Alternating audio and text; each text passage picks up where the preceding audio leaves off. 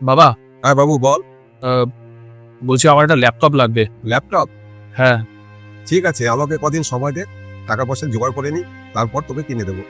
কি বাবা, গত মাস থেকে খালি বলছো দেবো দেবো, টাকা জমাই তারপরে দেবো। কবে দেবে? আদৌ কি দেবে?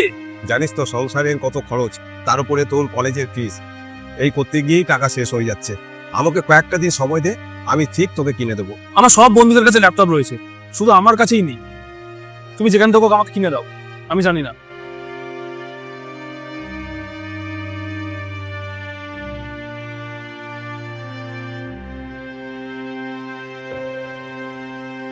কিরে, বাবার সাথে এইভাবে কেউ কথা বলে?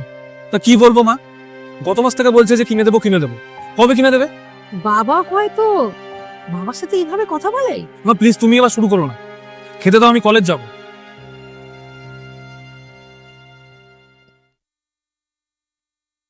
বাবু হ্যাঁ বাবা।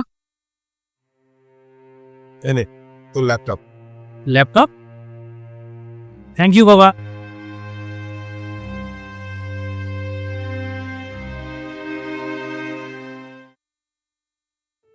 বাবা বলছি, তোমার গাড়ির চাবিটা একটু দাও না, আমার বাইকের পেট্রোলটা শেষ হয়ে গেছে, পেট্রোল আনতে হবে। বাবা বাইকের চাবিটা দাও। তোর বাবা তার নিজের বাইকটা বিক্রি করে দিয়েছে।